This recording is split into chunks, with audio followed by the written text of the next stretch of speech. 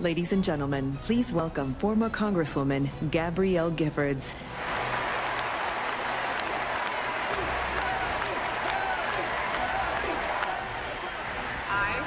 I pledge allegiance to the flag of the United States of America and to the republic for which it stands, one nation, under God, indivisible, liberty and justice for all. Giffords, the surprise member of the Democratic Convention. We're here to talk about all the conventions here on our roundtable again. And George, well, let me come to you. I guess one of the other surprises were the reviews of President Obama's speech. I kind of thought the sober tone was appropriate to the moment, but a lot of reviewers saying it was flat uninspiring. And some people are saying that's because the White House gets the day before the jobs numbers. So he knew what was coming to deflate him. George, the big difference in American politics in a generation is this. In 1988, Michael Dukakis left the Democratic Convention with a huge bounce, 17 points ahead of George Herbert Walker Bush. On Election Day, he lost by 7 points. That's a 24-point swing. It's inconceivable that in today's electorate you could have that kind of volatility. That matters because I think what the Republicans are counting on is undecideds to break, as they usually do, against the incumbent. But how many undecideds are there? Well, actually, it's interesting to see in comparing the 2008 exits with the 2012 average ABC polls. The groups of people who have gone off Barack Obama, moderates, Midwesterners, people 18 to 29, people with less than $50,000, they have not gone on to Romney. And that is exactly what they're still getting what McCain got. He's getting what McCain got there. So those are the groups of people he has to get. But look, I think, in fact, that the jobs numbers don't mean anything in this election. I think everybody's factored that in already. We know what the story is there.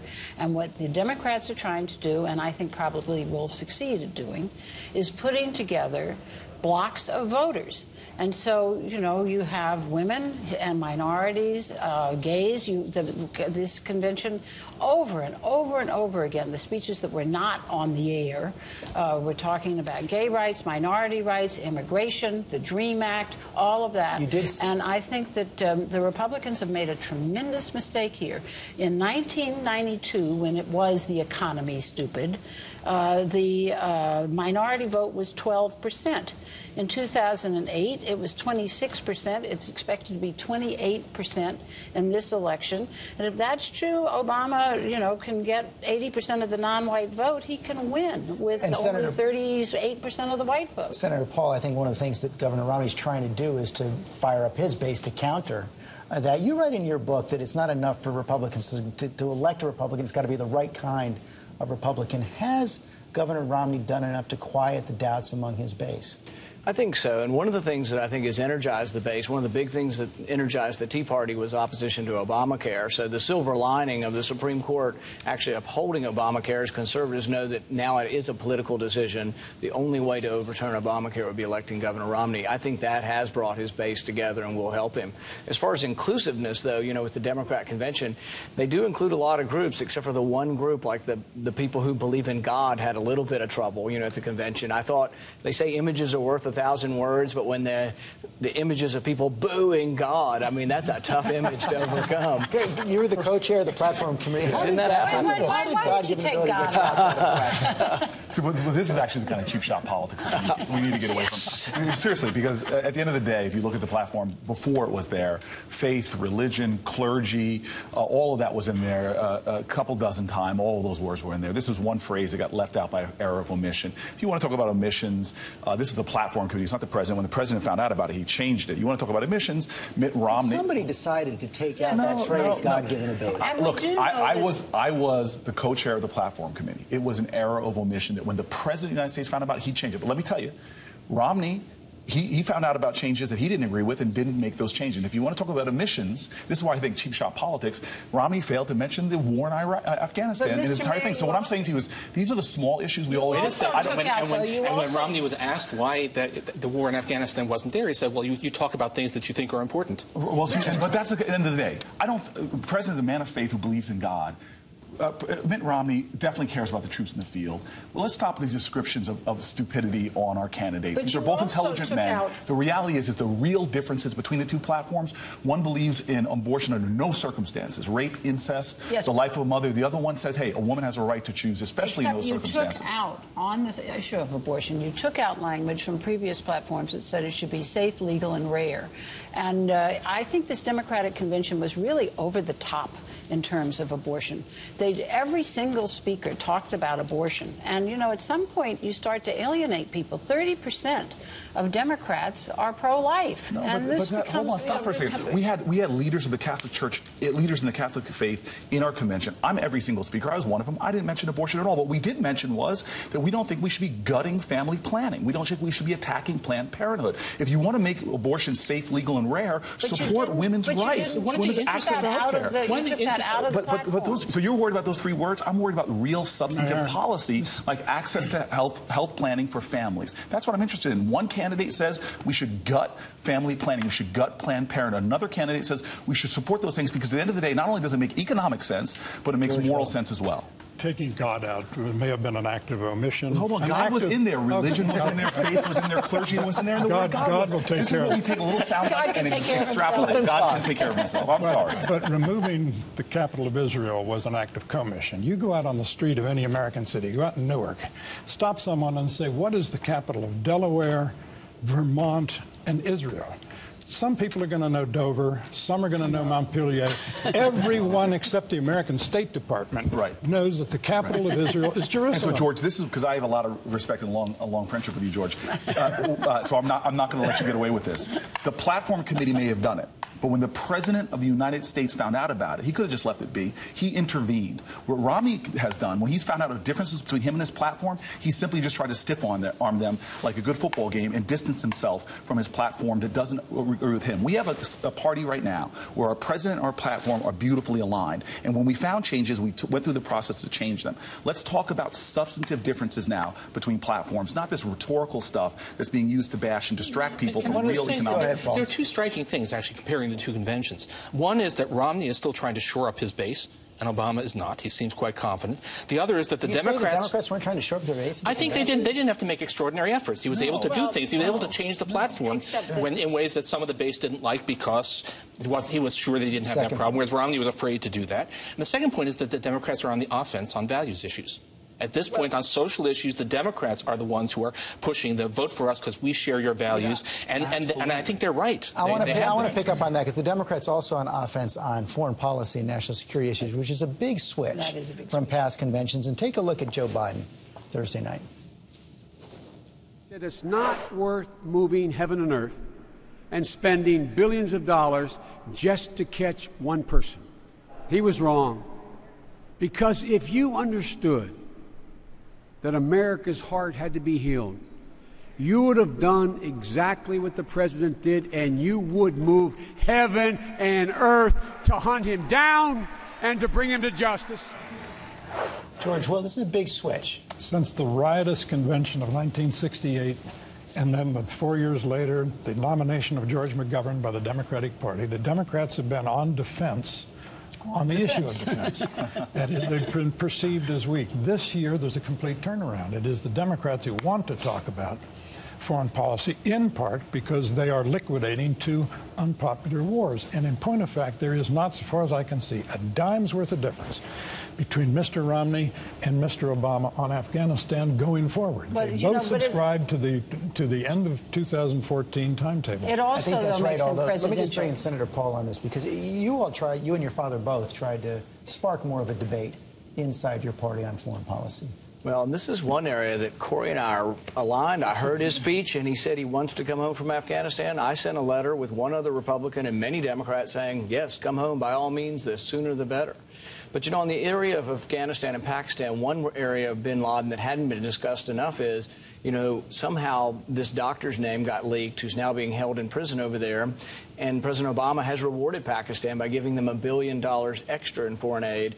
And when I get back, I'm going to ask that there be no more aid sent to foreign aid sent to Pakistan until he's released. This doctor helped us to get bin Laden, and this is important that he be released. And we shouldn't be sending good money after bad to Pakistan. And this is a difference. This is something I think Governor Romney ought to jump on. Foreign aid is very unpopular. You talk about wanting to build roads, how to build roads and armed bridges in our country. Let's quit sending it overseas and bring it back home. This is a real difference again. I looked at the Ryan budget.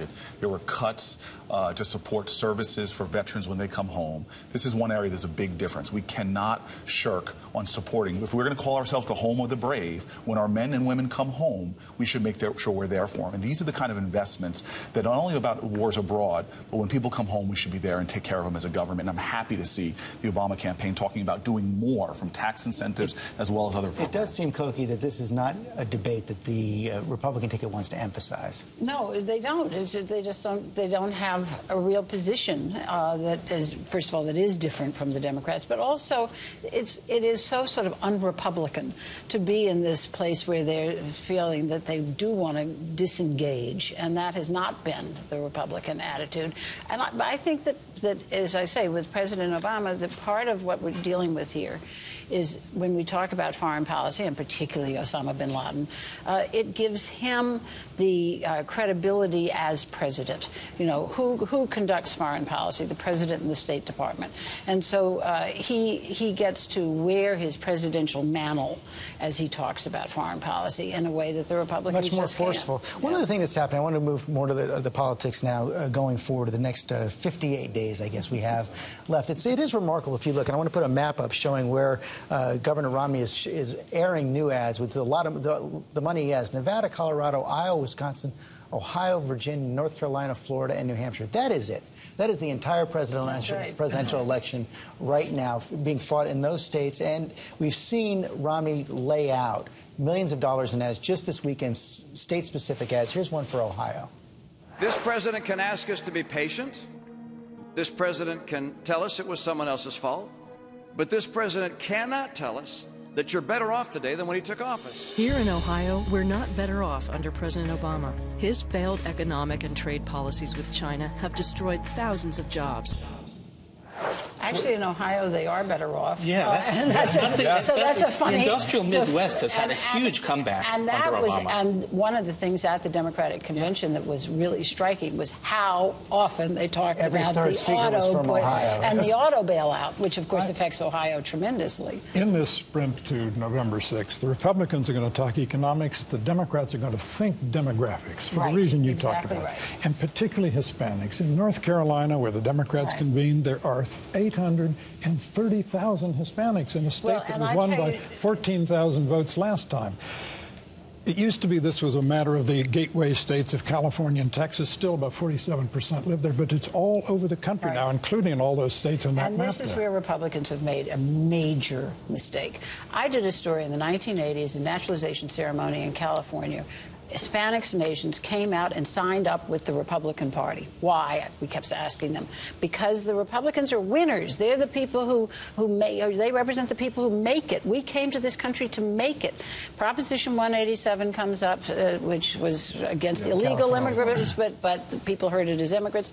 Hispanics went 180 off of the Republican Party, and now that's happening nationwide, and I believe that the Republicans have made a mistake with immigration and now with voting rights that will last for a generation with Hispanics, at least, the way the civil rights has with blacks. Well, you know, I think if we tied immigration to work requirements, and I think if we expanded working permits and working visas and visas for people who have education and degrees, I'm all for that. But it should be about work, and it shouldn't be about bringing people into the country and immediately putting them onto welfare, and that's the problem. The Democratic wager is that they can get Hispanics to turn out. Right. Arizona is a third Hispanic. The turnout there is only 12% Hispanic. But the Republicans spent 20 debates in the primary competing to see who could pledge to build the longest, thickest, tallest, most lethally electrified fence, and Hispanics said, I detect some hostility here. Right. And it's going to take a long time to undo Obama this. steps forward and does the right thing and says, look, if there's a kid in this country who's only pledged allegiance to one country, who's been there since he's 6, 7 months old, who's been educated in our schools, who now is contributing to our economy, we shouldn't be kicking these people out to countries that they don't know. And so this is the practical aspects of the Democratic Party right now that are speaking to Latinos who are not going to get carried away by whimsical rhetoric. They want to know who's going to present a better pathway for success. And right now, for Latinos especially, it's being offered by Democrats. The Louisiana Republican Party was all blacks because of Abraham Lincoln. And when you looked at a convention then, and see Louisiana, it was black faces, right? My wife's but father, the civil rights African-American, bills was Republican in Texas because and he had George H.W. Bush in his house once. But that party has given up on those people. But civil rights changed that, and as far as we know, has changed it for good. In 1884, a prominent Republican described the Democratic Party as a party of Romanism and rebellion. It took a century for the Republican Party to win the Catholic vote. Well, and actually, during this convention, there was a woman there who LDS for Obama. Mormons were always Democrats because the Morrill Act of 1862, which was the Land-Grant College Act, also outlawed polygamy. And that was a Republican Congress, of course, in 1862. This is why the Democratic Party is ahead of history. When you talk about equal citizenship, this is just flowery rhetoric. It wasn't. When you say, hey, Latinos, this is the party for you, and that's a growing demographic. When it talks about gays and lesbians in this country, that we're not going to denigrate you and push you into a second-class citizenship, which denies you equal Social Security rights, equal medical rights, equal immigration rights. This is a party that's basically saying we're going to create a pathway to economic success, but we're also going to do it in a way that includes everybody in America. Right. And that's why demographically, if demographics are destiny, the Democratic Party is going to continue pushing forward. Regardless of the job numbers. It's not a matter of individual speeches or strategic positioning. The Republican Party is where it is because that's where the base is. You watch that whole primary process. Republican candidates had to appeal to their base, which is by and large elderly white people arguing with empty chairs, and they could not reach out to the growing demographic of people who are not like that. There's a big chair vote, though. It's no secret. I saw that you paid a visit to the Iowa delegation breakfast at the convention. Everybody here is talking about how the Republican Party breaks out from its current base, expands its current base. What is the strategy for that? Well, you know what I've been talking to a lot of the national leaders in the Republican Party is there's certain parts of the country we've given up on, the whole West Coast and New England. So what I keep telling them is maybe we need some libertarian-type Republicans who might be popular in those areas, maybe a less aggressive, more socially tolerant, but still fiscally conservative policy that may be more libertarian might do better in California, might do better in Oregon, Washington, New England. And I think if we had that, it would be a great strategy. Our problem in the presidential election is we've given up 150 electoral votes before we get started. True. And Mayor Booker, you visited, we think that you're probably visiting New Jersey outside of Newark. Look, at the end of the day, I went around to all the to 6, 7 different states during our convention, from Florida to Iowa, and all those states kind of get it. The more we can open up our tent demographically, the more this can be the party of inclusion, the more successful we're going to be. Because at the end of the day, America is the United States of America. We the people, e pluribus unum. And the only way, there's an old African saying, if you want to go fast, go alone. If you want to go far, go together. America will continue to go far if we go together. I have to point out, not only did you go to Iowa, you went to the Iowa delegation and said you were a proud grandson of Iowa. My grandmother, I'm going to claim every state I went to, I tried to claim my connection. But my grandmother did grow up in Des Moines. She came to Buxton, coal mining family, and I had a lot of fun with that. So, George, that is something that still happens at conventions, but there's a lot of talk around these conventions, already cut back to 3 nights. People wondering again whether they serve any useful purpose anymore, whether they should be radically changed. I'm still stunned by the idea that you went to the Iowa caucuses. Do we have to start thinking about the Amy straw poll? It is a terrifying the conventions. The sun also rises. That's all I have to say. Well, we need a little data on who watches these conventions and what effect they have, because, you know, conventions are a government program, and there's an enormous amount of tax dollars goes into this, and like all government programs, they're immortal. They go on forever. Maybe we should terminate these. I thought that the 2 conventions were enormously informative. A lot of people who normally catch, politics in snippets on the news got to see, extended laying out of positions on both sides, and a lot happened, right? We saw the implosion of Paul Ryan, extraordinary descent in reputation because people got to see him speaking at length on national TV. We saw Bill Clinton laying out. We got to see Bill Clinton laying out a case in more detail than most people would ever get to see.